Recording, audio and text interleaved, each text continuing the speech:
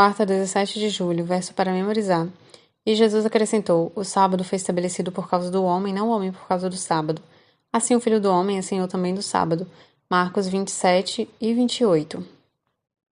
História em formato de sanduíche, parte 1. Pergunta 6. Que ligações você vê entre as duas histórias relatadas? Marcos 3, 20 ao 35. Certo dia, Jesus entrou numa casa e as multidões começaram a se juntar outra vez. Logo ele e seus discípulos não tinham tempo nem para comer. Quando os familiares de Jesus souberam o que estava acontecendo, tentaram impedi-lo de continuar. Está fora de si, diziam. Então, os mestres da lei que tinham vindo de Jerusalém disseram: Está possuído por Beelzebul, príncipe dos demônios. É dele que recebe poder para expulsar demônios. Jesus os chamou e respondeu com uma comparação.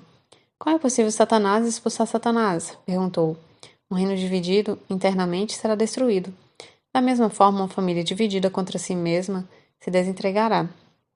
E se Satanás está dividido e luta contra si mesmo, não pode se manter de pé. Está acabado. Quem tem poder para entrar na casa de um homem forte e saquear seus bens? Somente alguém ainda mais forte, alguém capaz de amarrá-lo e saquear sua casa. Eu lhes digo a verdade. Todo pecado e toda blasfêmia podem ser perdoados, mas quem blasfemar contra o Espírito Santo jamais será perdoado. Esse é um pecado com consequências eternas.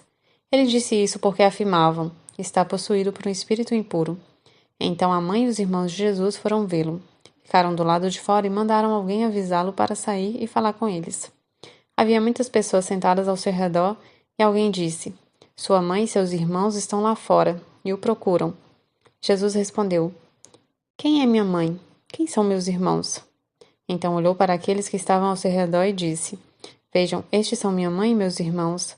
Quem faz a vontade de Deus é meu irmão, minha irmã e minha mãe. Essa passagem contém a primeira história em formato de sanduíche, encontrada em Marcos. Nessa técnica narrativa, uma história começa e então é interrompida por outra história, sendo que a primeira é completada somente depois.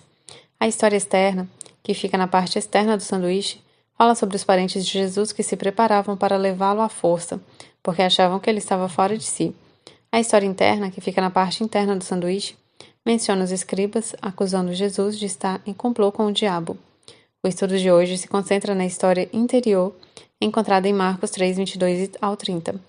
De acordo com Marcos 3, 22, os escribas disseram que o poder de cura de Jesus vinha do diabo. Ele respondeu primeiro com uma pergunta abrangente: Como pode Satanás expulsar Satanás? Não faz sentido que Satanás trabalhe contra si mesmo.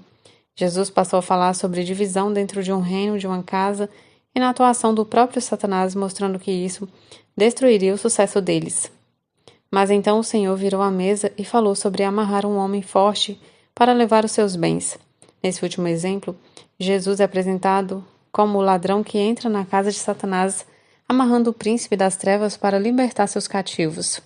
Pergunta 7. Qual é o pecado imperdoável e o que isso significa? Marcos 3, 28 ao 30.